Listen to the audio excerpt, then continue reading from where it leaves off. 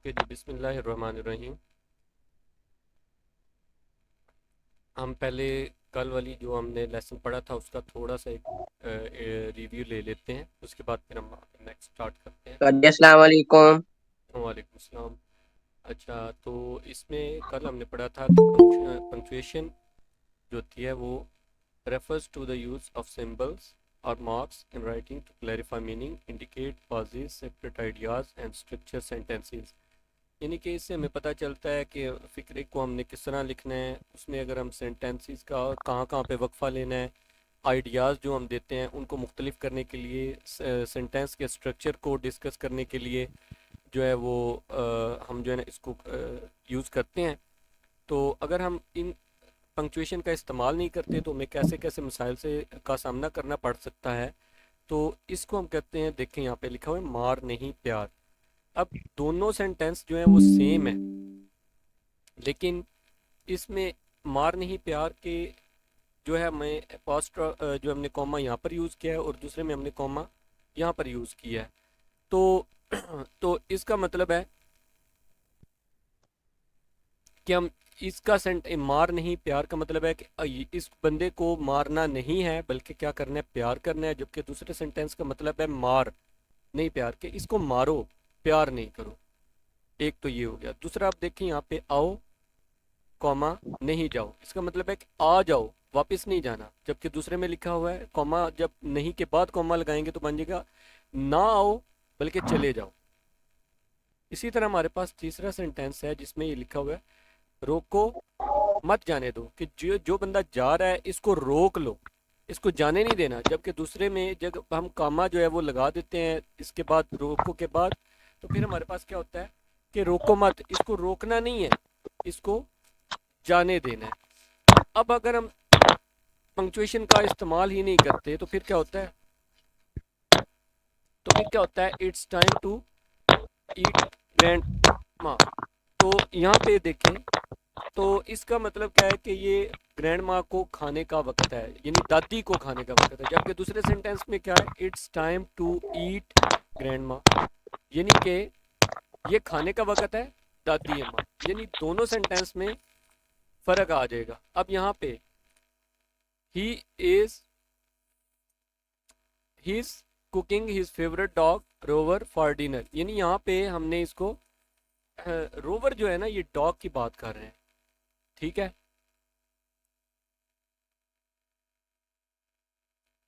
इसको जो है ना वो कह रहा है कि he is cooking his favourite dog rover, की वो कुत्ता पका रहा है जिसका नाम क्या है, रोवर है, रात के खाने के लिए। जबकि दूसरे सेंटेंस में क्या बन रहा है, he is cooking his favourite dog rover for dinner.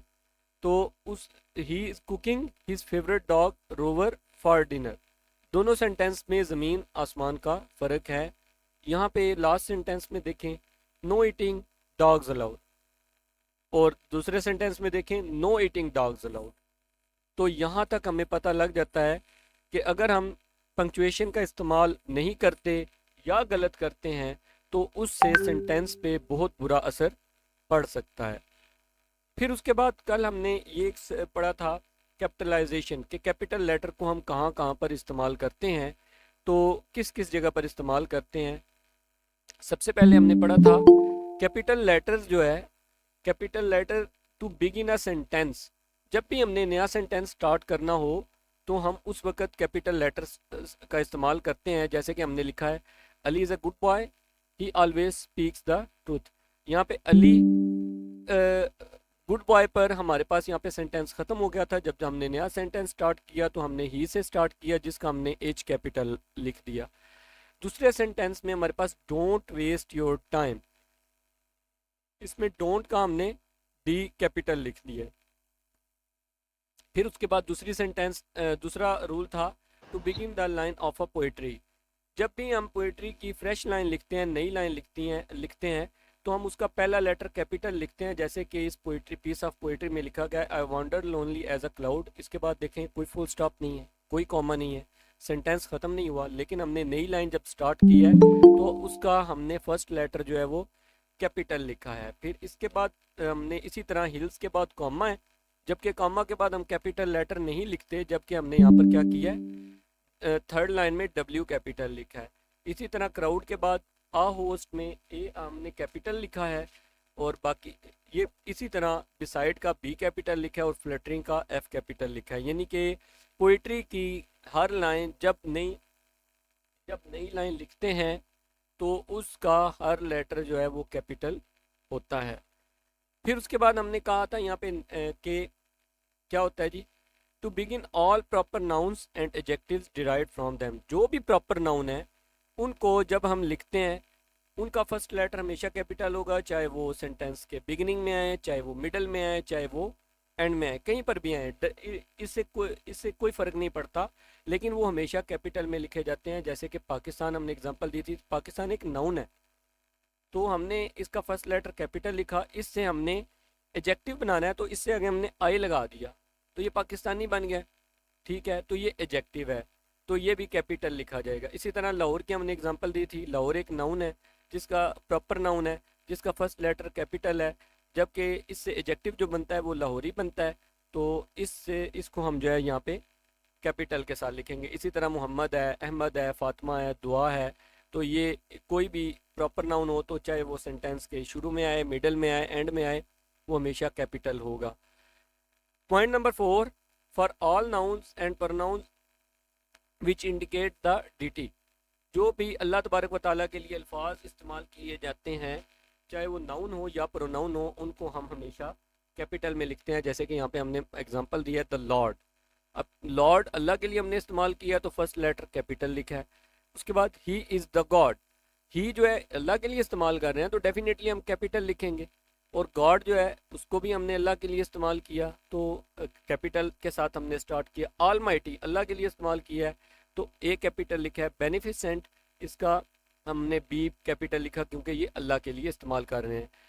तो फिर हमने पांचवा पॉइंट ये डिस्कस किया था कि जिसमें हमने to write the pronoun I, जब आई अकेला आए प्रोनाउन के तौर पर तो उसको हमने हमेशा कैपिटल लिखना है, और द इंटरजेक्शन ओ यानी कि पुकारने के लिए जब ओ का इस्तेमाल किया जाए, निदा के लिए इस्तेमाल किया जाए, तो हम क्या करते हैं उसको कैपिटल लिखते हैं। इसकी हमने एग्जांपल दी थी, you he and I R friend, तो इसमें आई जो है वो कैपिटल है, तो और गॉड में ओ जो है वो भी हमारे पास कैपिटल में आ रहा है। तो ओ गॉड, और गॉड का डेफिनेटली अभी मैं ऊपर थोड़ा सा आपको बता कर आया हूँ कि गॉड अल्लाह के लिए इस्तेमाल किया तो इसको हमने कैपिटल में लिखा है। नेक्स्ट पॉइंट था हमारा for the names of months and days, यानी कि हमने दिनों के नाम लिखने हो या महीनों के नाम लिखने हो तो उसके लिए हम जो है वो फर्स्ट लेटर कैपिटल इस्तेमाल करेंगे। जैसे कि एग्जांपल आपके सामने है, मंडे फ्राइडे दोनों दिनों के नाम है, इनका फर्स्ट लेटर कैपिटल है। इसी तरह डेज़ के मंथ हैं आगे, अप्रैल मई, इनका फर्स्ट लेटर कैपिटल होगा, चाहे हम इनको बिगिनिंग में इस्तेमाल करें, मिडल में इस्तेमाल करें या फिर एंड में इस्तेमाल करें। फिर उसके बाद for the names of books, newspapers, magazines, इस तरह हमने यानी कि न्यूज़पेपर हों, बुक्स हों या मैगजीन्स हों, उनके नाम को हम उनका फर्स्ट लेटर हमेशा कैपिटल होता है। जैसे कि हमने द न्यूज़ लिखा, इसी तरह हम नवाए वक्त भी इस्तेमाल कर सकते हैं, तो द फैमिली मैगजीन हो गया, तो ख़बरें हो गया, इनका फर्स्ट लेटर हमेशा जो है वो कैपिटल में होगा। नेक्स्ट है first letter of the direct speech, जैसे कि एग्जांपल दिया है, ही सेड टू मी ओबे योर टीचर्स। यहाँ पे ओबे जो है किसके बाद आया, डायरेक्ट स्पीच में आया हुआ है, तो लिहाजा ये फर्स्ट लेटर इसका कैपिटल होगा। तो मेरा ख्याल है कि यहाँ तक आपको समझ आ चुकी होगी। ये हमने रिव्यू लिया है, यहाँ तक अगर किसी का कोई क्वेश्चन हो तो वो कर सकता है, अगर नहीं है तो फिर हम आगे स्टार्ट करना शुरू करते हैं। I think there is no question. Okay Irtaza, क्या क्वेश्चन है बेटा आपका, या कोई बात शेयर करना चाहते हैं? हमारे पेपर में क्वेश्चन आया था पंक्चुएशन का, जी जी। जिसमें वर्ड था नबूवत।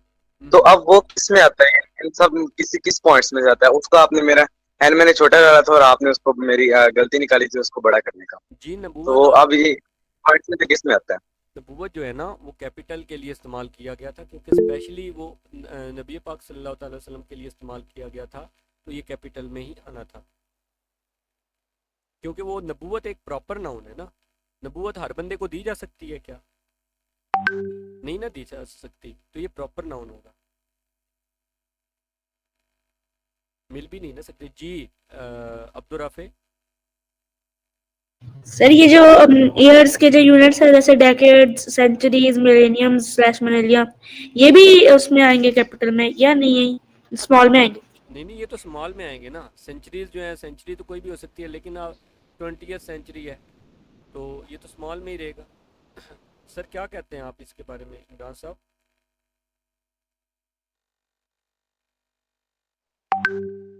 हाँ जी सर। सेंचुरी का पूछ रहे हैं ना? जी जी, सेंचुरी का पूछ रहे हैं। तो सेंचुरी स्मॉल ही होगा। 21st जो है वो मेरे को कोई स्पेसिफिक नहीं है। जी। मतलब जो सेंचुरी वर्ल्ड उसके साथ स्मॉल हो है वो आप स्मॉल ही लिखेंगे। स्मॉल में ही आता है। तो मेरा ख्याल है कि ये प्रॉपर में नहीं है, प्रॉपर नाउन नहीं है ना। जी नहीं आएगा। ये स्मॉल में नहीं। ही इस्तेमाल किया जाएगा। इसमें कोई भी ऐसी बात नहीं है। मिलेनियम, मिलेनिया, ये सब बेटा कॉमन नाउन्स है ना, कोई ऐसी बड़ी बात नहीं है इसमें। तो इनको आप स्मॉल में ही लिखेंगे।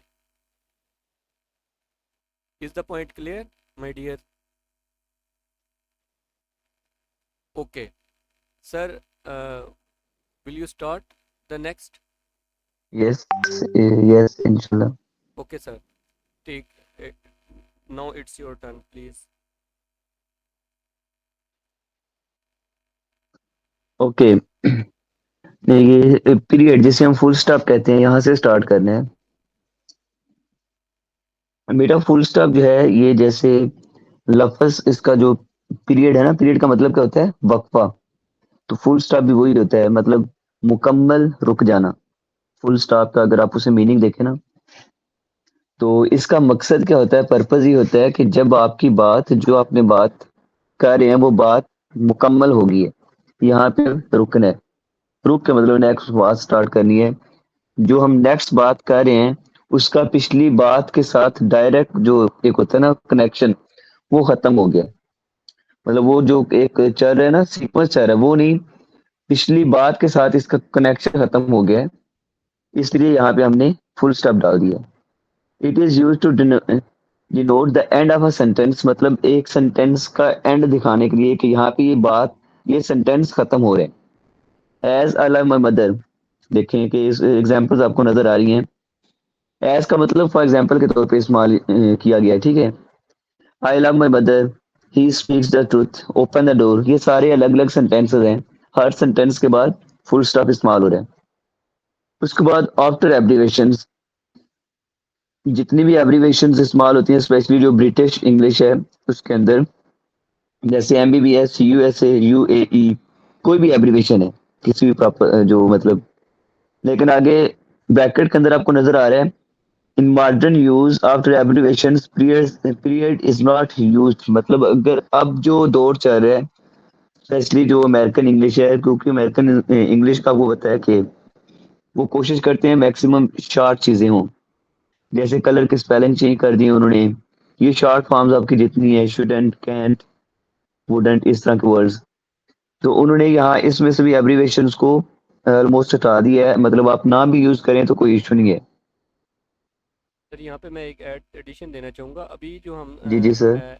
ईमेल्स में, आप बच्चों ने देखा होगा, ईमेल्स हों या फिर हम जो है उनको देखें, लेटर्स हों, तो उसमें हम फुल स्टॉप का या पंक्चुएशन मार्क्स का इस्तेमाल करते हैं। लेकिन जैसे ही हम सीनियर क्लासेस में जाते हैं, तो वहाँ पे बच्चों को बता दिया जाता है कि आप बेशक ये लगाएं या ना लगाएं, तो इससे कोई फ़र्क नहीं पड़ता, क्योंकि वो पॉइंट यही है कि मॉडर्न इंग्लिश में इनको वहाँ पे हम कॉमा वगैरह का इस्तेमाल नहीं करते।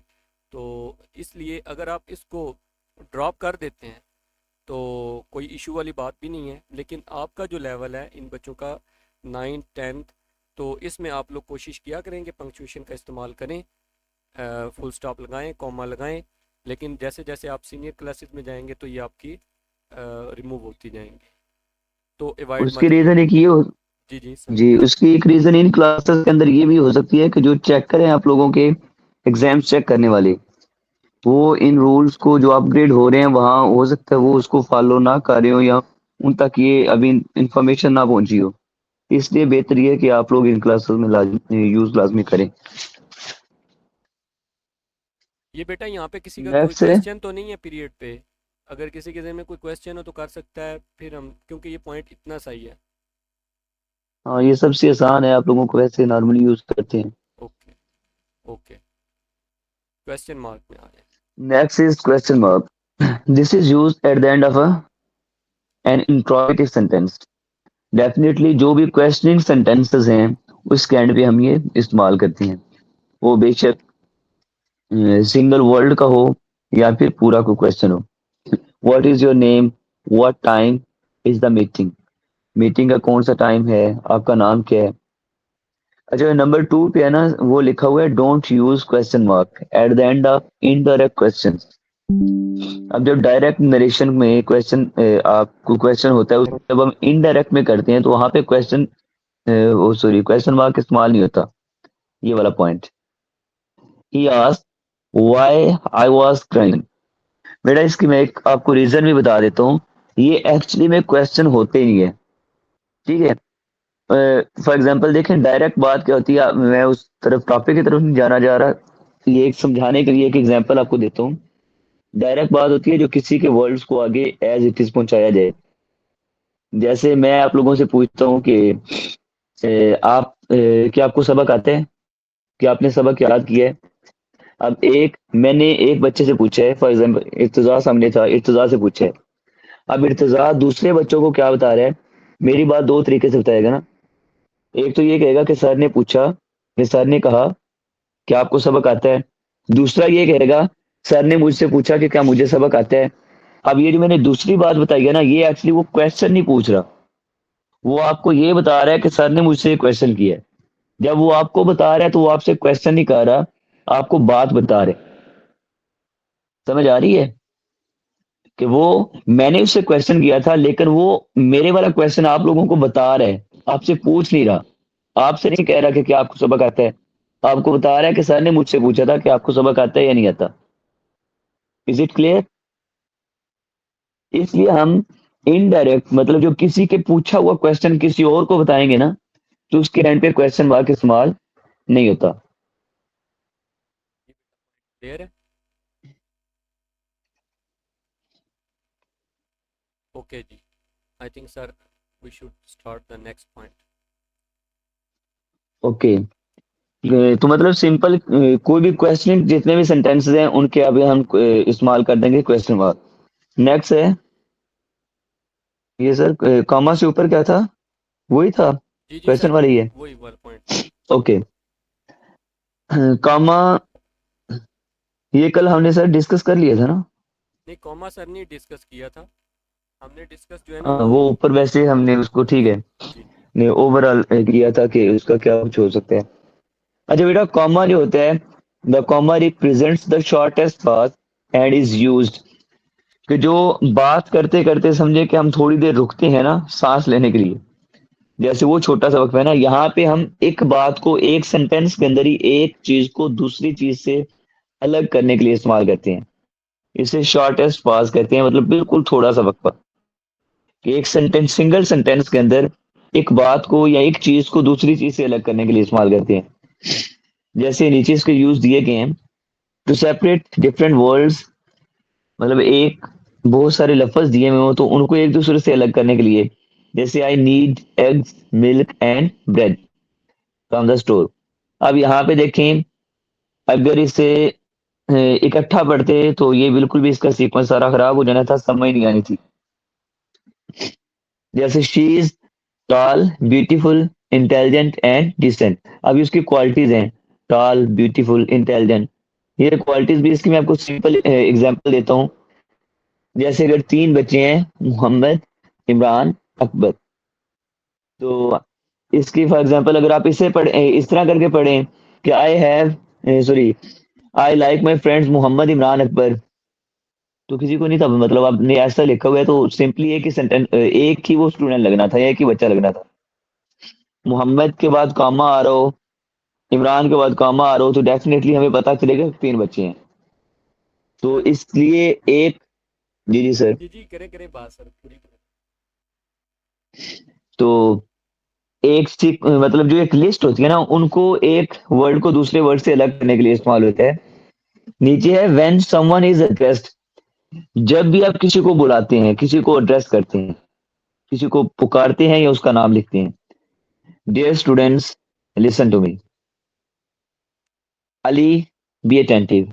मतलब आपने किसी बच्चे को बुलाया है, बुला रहे हैं तो फिर तो वो स्पीकिंग होगी ना, लेकिन लिखने के अंदर उससे उसका नाम ले रहे हैं, बुलाना चाह रहे हैं रिटर्न फॉर्म में।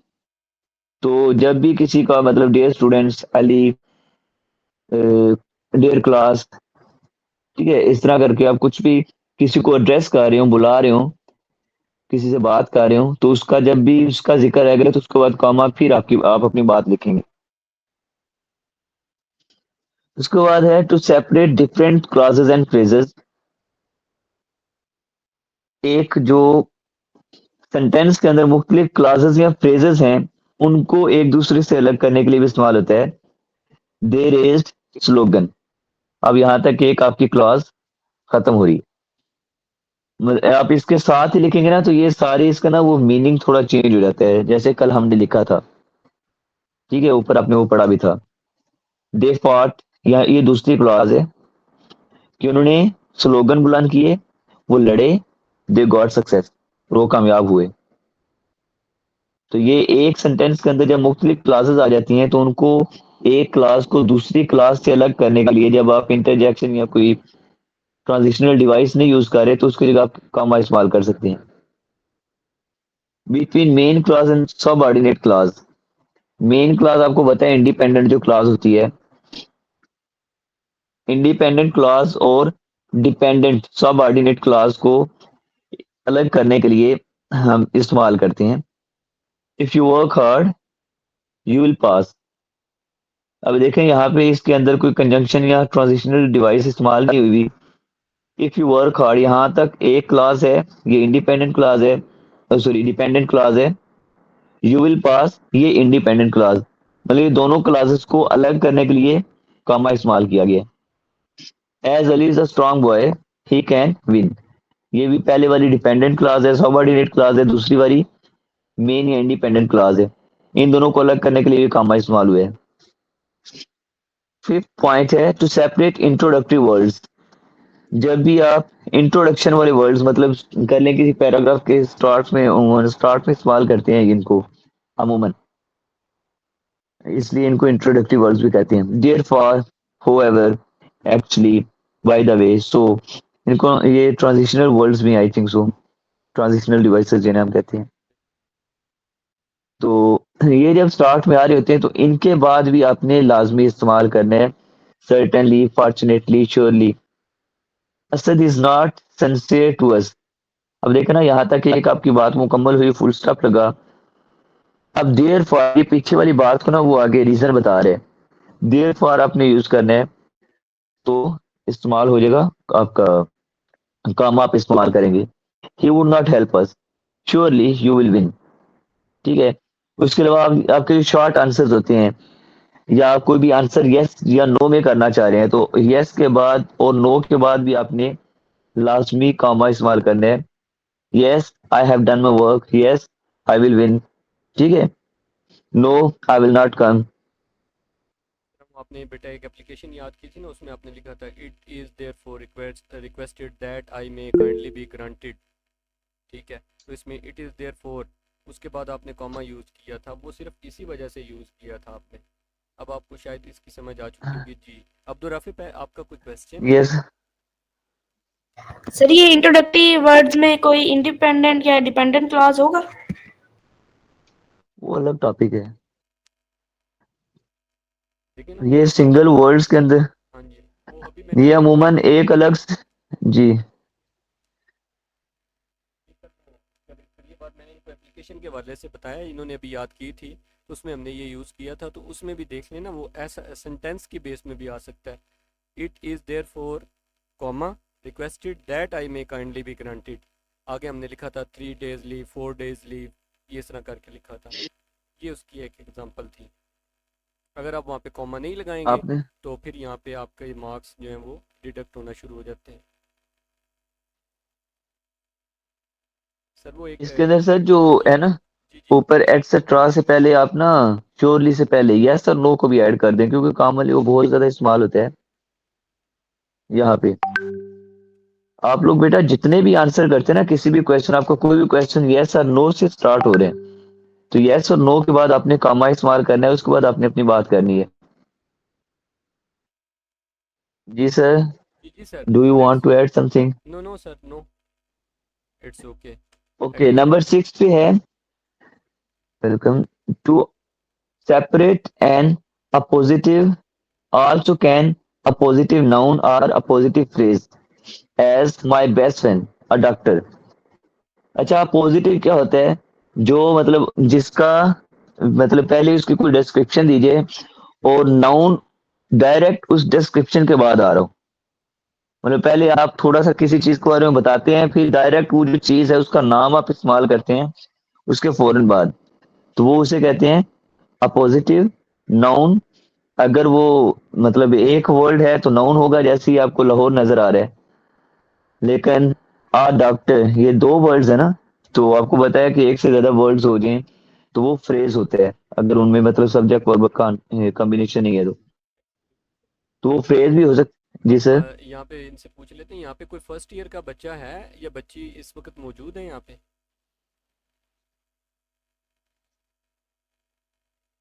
इस वक्त इस क्लास में कोई फर्स्ट ईयर का बच्चा या बच्ची मौजूद हो तो ये उनके लिए बहुत इंपॉर्टेंट पॉइंट है, ये वाला जो है। हाँ, ये लास्ट टाइम बिल्कुल उनको मैं पढ़ा रहा था कि उनका ये उसमें आ जाता है अक्सर जी एमसीक्यूज के अंदर। बिल्कुल सर, कीजिए आप, कैरी ऑन कीजिए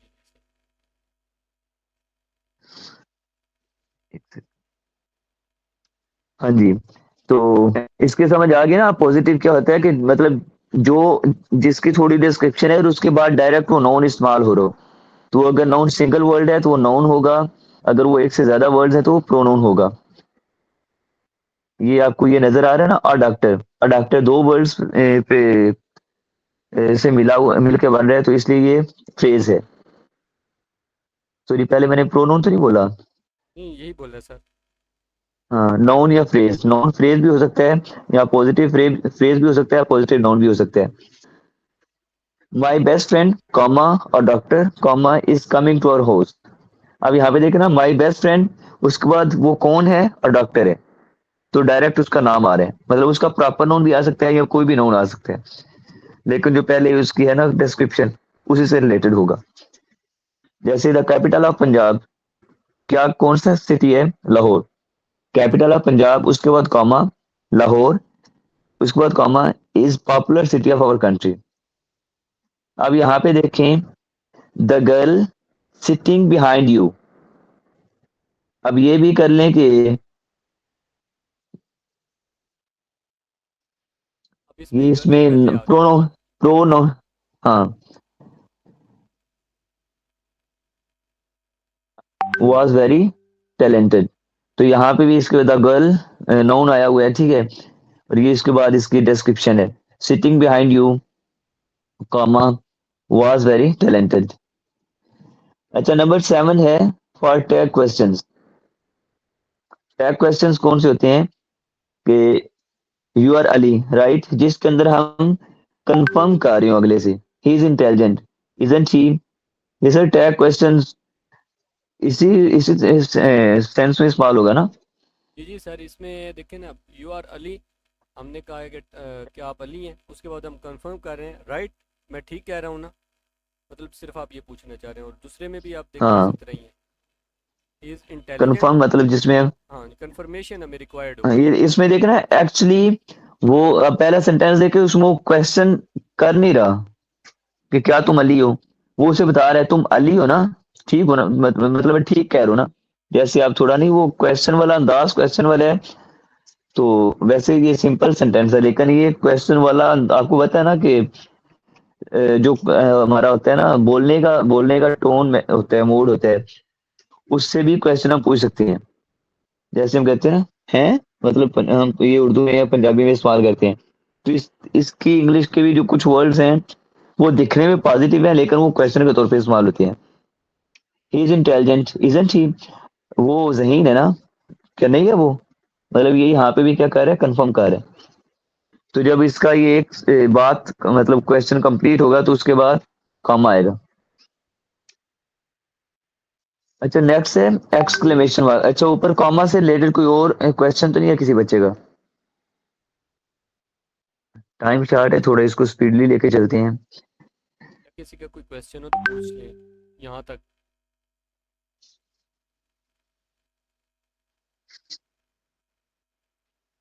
okay sir, it's it's okay. Okay. No next is exclamation mark. It conveys strong emotion, excitement और emphasis. Congratulation on your achievement, मतलब ये किसके लिए इस्तेमाल होते हैं? इसका पहला काम तो होता है कि जो स्ट्रॉन्ग इमोशंस है ना, अमूमन ऐसी फीलिंग्स या ऐसे वर्ड्स जो किसी हैप्पीनेस, सैडनेस या सरप्राइजिंग फीलिंग के बाद तो खुद ब खुद आपके मुंह से निकल जाए, अमूमन ये उनके लिए भी इस्तेमाल होता है। ठीक है।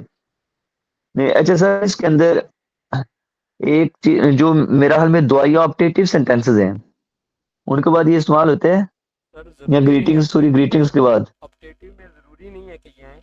हाँ ठीक है, वो उसमें जरूरी नहीं है, बिल्कुल ऐसी है, वहां पे मैंने कम ही देखे हैं। इट कन्वे स्ट्रॉन्ग इमोशंस, मतलब क्या है कि एक्साइटमेंट या कोई सैडनेस वाले, कोई हैप्पी फीलिंग्स वाले, सरप्राइजिंग किस्म की कोई भी आप मतलब रिमार्क्स देना चाह रहे हो, ऐसे रिमार्क्स जिसमें सडन फीलिंग्स शामिल हो। मैंने आपको बताया कि समटाइम ऐसे वर्ड्स जो हम वो क्या कहते हैं कि गैर इरादी तौर पे अनइंटेंशनली आपके मुंह से निकलें, तो उनके बाद ये इस्तेमाल होते हैं। कंग्रेचुलेशन ऑन योर अचीवमेंट, मतलब आप किसी की अचीवमेंट देखते हैं और आपके मुंह से मुबारकबाद के लफ्ज निकलते हैं, तो उसके बाद इस्तेमाल होगा what a beautiful bird it is. आप कोई स्ट्रेंज किस्म का लेकिन ऐसा बर्ड जो दिखने में बहुत प्यारा हो वो देखते हैं, आपके मुंह से अनकॉन्शियसली, अनइंटेंशनली, गैर इरादी तौर पे जो कुछ भी निकलेगा आपके मुंह से, वाव निकल जाता है, व्हाट अ ब्यूटीफुल बर्ड निकल जाता है, उन उनके बाद इस्तेमाल होगा। अब देखें नेक्स्ट है हुर्रा, ये वन द मैच। ये जो हुर्रा मुंह से निकलता है ना, ये हम इरादतन अमूमन नहीं निकालते बस, और देखो ना ये कोई ऐसा वर्ड भी नहीं है। हुर्रा क्या वर्ड है? कुछ भी नहीं है, ये एक फीलिंग का नाम है। आपको ओ लॉस, ओ शिट, इस तरह के जितने भी वर्ड्स हैं उनके बाद क्या इस्तेमाल होगा? सडन फीलिंग्स वाले जो भी वर्ड्स हैं उनके बाद एक्सक्लेमेशन मार्क इस्तेमाल होगा। Next is quotation marks. जैसे आपको कोटेशन मार्क उसके नाम से ही पता चल रहा है। जी यस, एक इट्स अमजद। जी जी। सर जिस तरह हम उर्दू में कहते हैं ए अल्लाह, और अगर हम उसको इंग्लिश में करें ओ गॉड, तो उसके आगे भी तो एक्सक्लेमेशन मार्क डलता है, तो उधर क्यों डलता है? उधर तो फीलिंग नहीं है। नहीं नहीं बेटा पता है क्या है, देखें जो एल है ना वो हम पुकार रहे हैं, वो हम जैसे दुआया लफ्ज हम इस्तेमाल करते हैं ना, ओ माय गॉड आपके मुंह से अगर निकलता है ना तो वो कोई फीलिंग होगी। ये ए देखें, अल्लाह मतलब हम ए अल्लाह हेल्प मी। जैसे ही आप यहाँ पे कह रहे हैं, यहाँ पे आप एक्सक्लेमेशन के लिए कह रहे हैं ना, आप यहाँ पे उर्दू में इसे पता है क्या फिक्रा बोलते हैं? आपको वहाँ से समझ आ जाए, निदाइया, फिजाइया, इस्तेजाबिया, उर्दू में इसको इस्तेमाल करते हैं।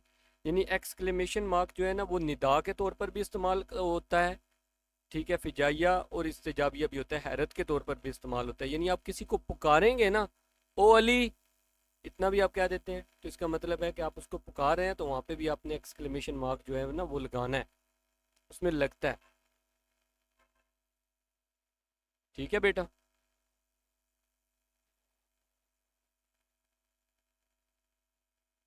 Next is quotation marks.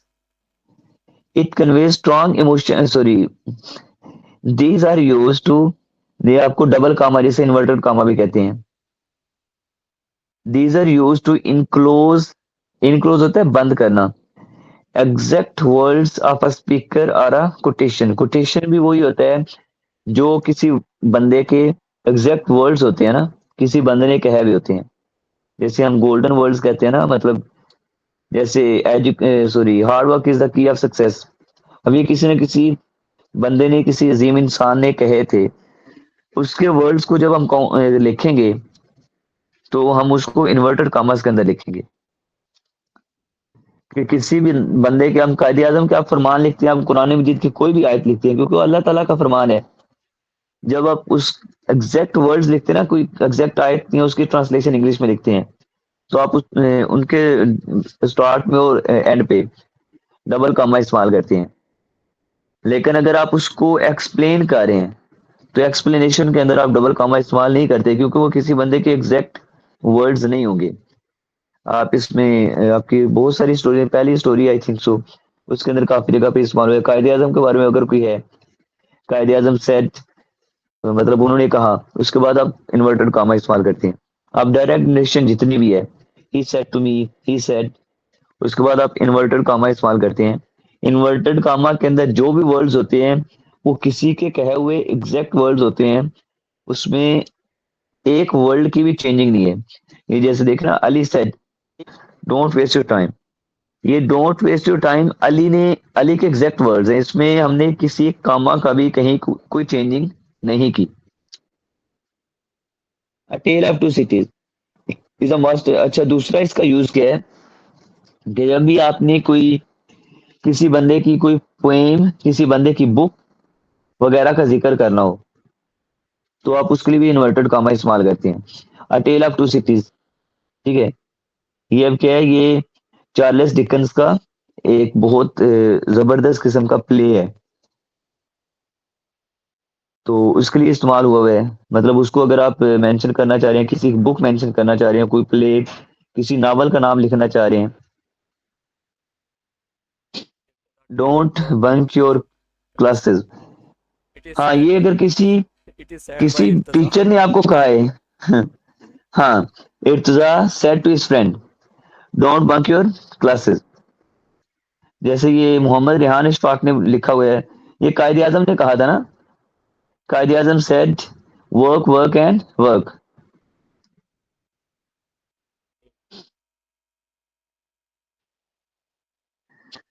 Personal hit नहीं करनी इर्तजा बेटा। बेटा ये क्लास ओके, आपकी जो है ना लाइव इस वक्त चल रही है हमारे पास चल रही भी, है और रिकॉर्डेड फॉर्म में भी यूट्यूब पे। है, और इसके अलावा यूट्यूब पर इस वक्त लाइव स्ट्रीमिंग भी हो रही है। तो आपके इस तरह के जो रिमार्क्स होंगे वो फिर जाहिर सी बात है वहाँ पर भी बिल्कुल सेम ऐसे ही जा रहे हैं, और मैं देख रहा हूँ कि उसमें ऐसे आ रहे हैं। तो please avoid the such messages. Okay, apostrophe, apostrophe comma आपको बताया कि जो दूसरा कामा नीचे इस्तेमाल होता है बॉटम पे, वर्ड के जहाँ पे वर्ड का होता है ना लाइन पे, तो अपस्ट्रॉफी वर्ड की जो है ना, कर ले किसी भी अल्फाबेट का जो पीक है, लेटर का पीक है ना, उसके ऊपर साथ इस्तेमाल होता है राइट साइड पे। तो इसका पहला पर्पस क्या है, टू शो पोजेशन, सबसे जो इसका मेन और इम्पोर्टेंट पर्पस है कि किसी भी पोजेशन को शो करने के लिए। दिस इज अलीज हाउस, ठीक है, ये अली का घर है। का अब आप अगर आप हम कट करते हैं, आपकी जगह ये ले लेगा, आप हमने यूज करना हो तो सेंटेंस थोड़ा सा इस तरह हो जाएगा, this house is of Ali, या इस तरह करके, ठीक है, या house of Ali, house of Ahmad sorry, लेकिन दिस इज अहमद हाउस, ये अहमद का घर है। All the students books. अच्छा, यहाँ पे एक बच्चे कॉमन मिस्टेक कर जाते हैं, ये आपको स्टूडेंट्स नजर आ रहे हैं, जो भी वर्ड एस पे खत्म हो रहा हो, आपने उसके बाद अपस्ट्रॉफी लगा के दोबारा से एस नहीं लगाना।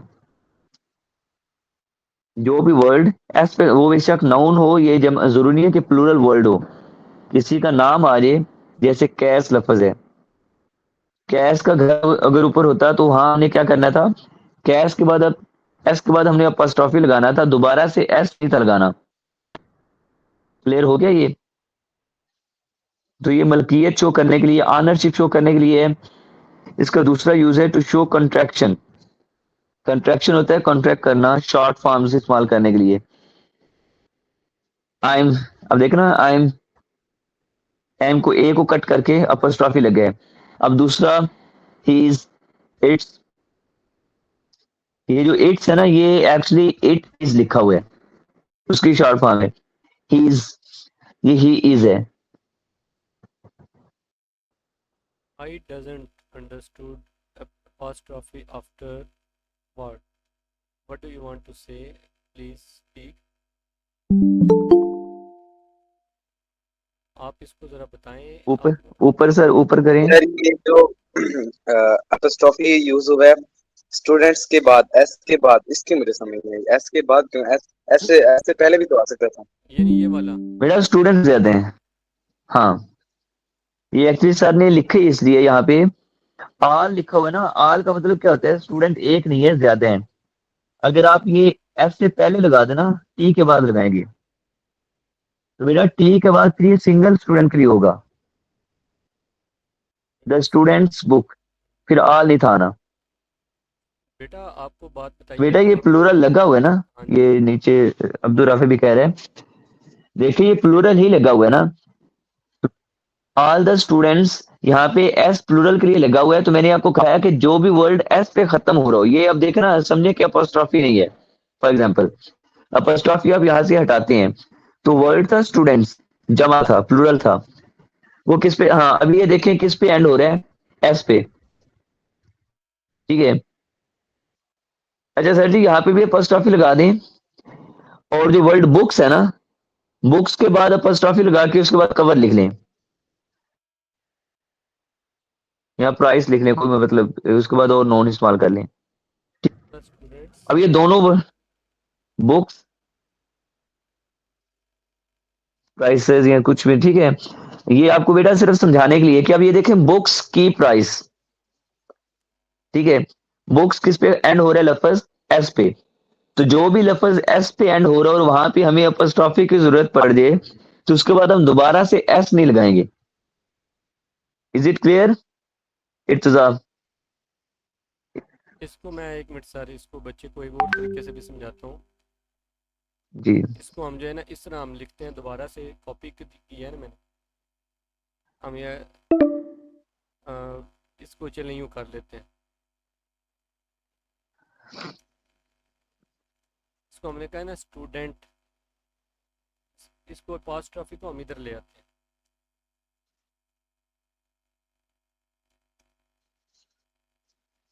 अब ये देखें, अब ये स्टूडेंट्स बुक्स हैं, इसका मतलब है एक बच्चे की किताबें। ठीक है, अब ये एक बच्चे की किताबें हैं, तो इसलिए हमने एस जो है ना उसको बाद में ले गए हैं और अपॉस्ट्रॉफी उससे पहले यूज़ कर लिया है। ठीक हो गया। तो अगर हम जो है इसको यहाँ पर लगाते हैं, इस अपॉस्ट्रॉफी को हम उठाते हैं और इधर लगा देते हैं, तो फिर ये क्या बन जाएगा कि बहुत सारे तलबा की किताबें। ठीक है, तो ये पॉइंट होगा, अपॉस्ट्रॉफी आपका मिल्कियत को, पोजेशन को शो करता है। तो लिहाजा जो है इसको आपने ये देख लेना है कि ऐसा लफ्ज़ जो एस पर एंड हो रहा हो, जैसे सर बार बार बता रहे हैं, उसके बाद अपॉस्ट्रॉफी आपने एस के बाद लगानी है। सर ये दो पॉइंट क्लियर करके ना सिर्फ इन बच्चों के क्वेश्चंस ले जी लें, क्योंकि टाइम इज़ अबाउट टू ठीक एंड। है। सिर्फ ये बस ये वाला पॉइंट क्लियर कर लें, बस ये वाले दो। नीचे जो इसके बाकी दोनों पॉइंट्स हैं, ये जी सेकंड और थर्ड। जी जी। ओके, टू शो कंट्रैक्शन, ये भी मैंने ऑलमोस्ट एक्सप्लेन कर दिया कि बेटा जब भी आपने ये जो आपको कैंट इस्तेमाल करते हैं, स्टूडेंट इस्तेमाल करते हैं, वुडेंट इस्तेमाल करते हैं, हैजंट, शॉर्ट फॉर्म कॉन्ट्रैक्शन कहते हैं, कॉन्ट्रैक्ट करना, शॉर्ट करना। तो शॉर्ट फॉर्म्स के लिए आप कुछ वर्ड्स होते हैं जिनको ओमिट करके, जिनको आप खत्म करके उसकी जगह अपॉस्ट्रोफी इस्तेमाल करते हैं। आई एम, अब देखना ए को यहाँ पे हमने यूज नहीं किया, आई एम लफ्ज था, ए को हमने कट करके उसकी जगह हमने आई के साथ उसे जोड़ दिया है। एम आता है, ए एम, तो वो अलग से आना था, हमने इसको जोड़ दिया है, तो ए को हजफ करके अपॉस्ट्रोफी इस्तेमाल कर दिया। ही इज, सेकंड वर्ड है he is, I S is, तो आई को खत्म करके उसको साथ ही के जोड़ दिया और अपॉस्ट्रोफी इस्तेमाल कर दिया। जो थर्ड वर्ड है इट्स, ये एक्चुअली इट इज है, इट इज की शॉर्ट फॉर्म है, कॉन्ट्रैक्टेड फॉर्म है। बेटा तो सॉरी, इसी तरह एक मिनट सर, शॉर्ट फॉर्म जितनी भी आप, जी जी, सिर्फ एक बताना है कि यहाँ पे ना, यहाँ पे देखें, ओके, अब ये वाला इट्स और इस इट्स में दोनों में फ़र्क है। हम आमतौर हाँ पे देखें कि अगर हम अपॉस्ट्रॉफी यूज़ करते हैं ना, तो इसका मतलब है ये वाला, इसका मतलब होगा ये, बेटा याद रखिएगा, इट इज़। ठीक है, और ये अगर हम इट्स इस्तेमाल करते हैं तो इसका मतलब होगा कि उसका, इसका। ठीक है, यहाँ पे यस असूल उल्टा हो जाएगा।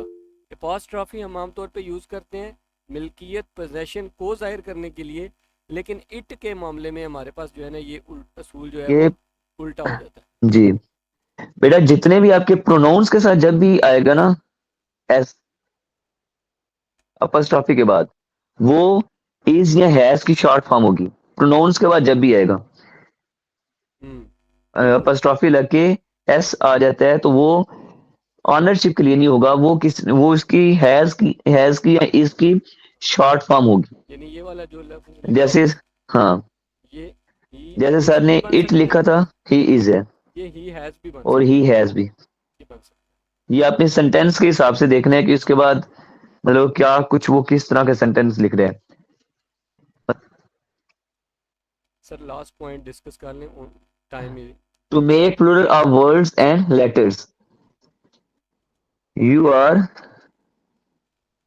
To make plural of words and letters. अच्छा, लफ्जों की जमा बनाने के लिए भी आप इस्तेमाल करते हैं, लेटर्स जैसे सेवन और वर्ड्स सीज। की भी। हाँ, write your age clearly. Age मतलब क्या है, आप फॉर एग्जाम्पल आप ए अपनी जितनी भी राइटिंग है उसमें आपकी ए की समझ नहीं आ रही, आपका ए क्लियर नहीं है, तो अपने ए ठीक कर लें। जैसे आप कहते हैं ना बेटा, अपना ए जो लफ्ज है ना, वो ए लेटर वो ठीक कर लें पूरे पैराग्राफ के अंदर। तो ये ए उसकी जमा है। राइट योर एंड्स क्लियरली मतलब क्या है, जितने भी आपके एन है उनकी समझ नहीं आ रही, अपने राइटिंग में से जो एन है ना उसको क्लियर कर लें, एन की जमा बन गई। सेवन सीज ऑफ कम्युनिकेशन, अब ये देखें कल आपने पढ़ा भी था, सेवन सी। सी बार बार इस्तेमाल हो रहा है ना कम्युनिकेशन, मतलब उसमें सेवन जो है ना, 7 तरह के सी है, तो इनकी जब आप जमा बनाएंगे तो उसके बाद अपॉस्ट्रोफी लगा के एस लगा दें, तो ये किसी भी लेटर की जमा होगी। ठीक है, सीज, एंड्स, इज, पीज। ठीक है, पी के बाद अपॉस्ट्रोफी लगा के एस है, तो इसका मतलब बार बार पी का इस्तेमाल हो रहा है, आप ज्यादा पी शो करवाना चाह रहे हैं। No, is there any question, you are free to ask.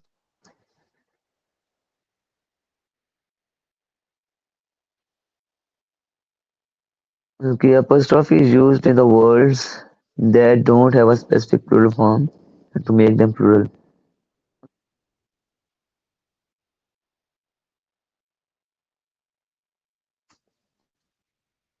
कि बेटा कोई भी इस तरह क्वेश्चन का है।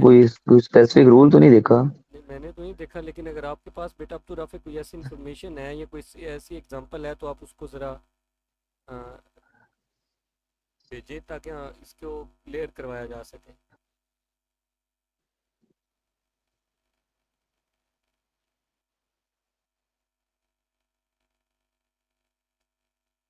Any other student, if you have any question, you are free to ask, please.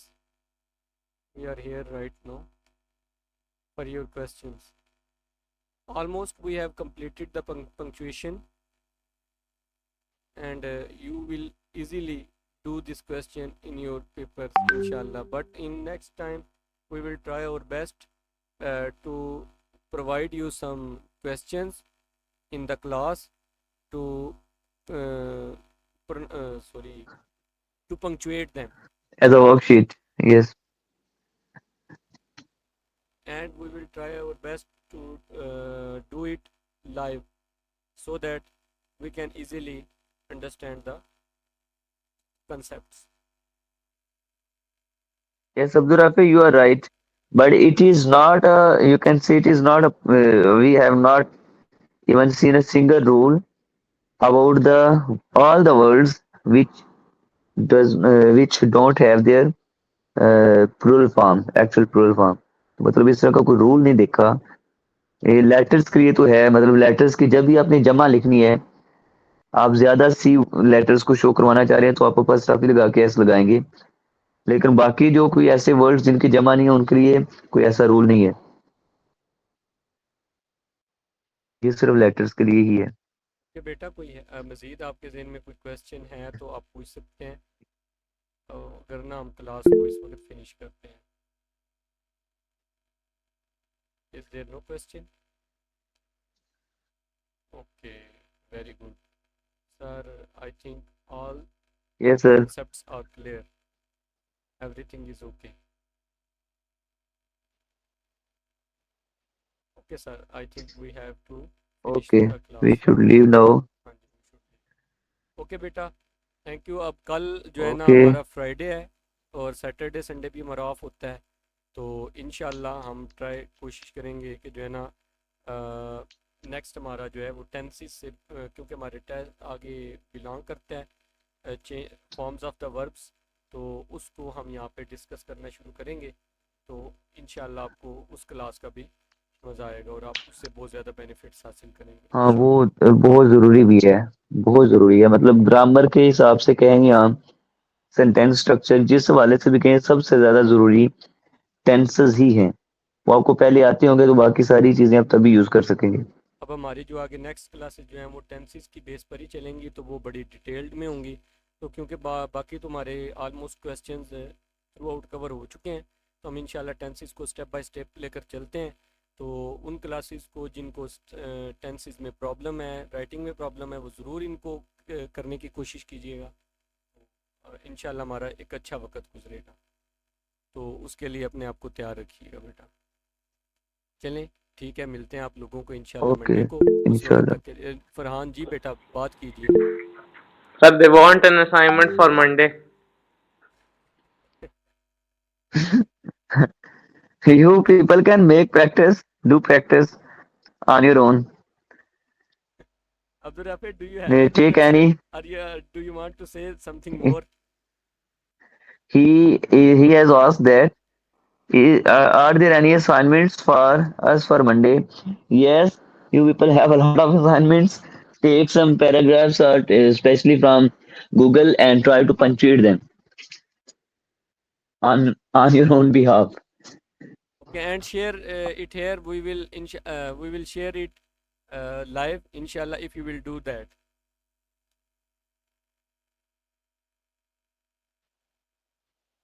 Sir एक और काम कर लें। जी जी।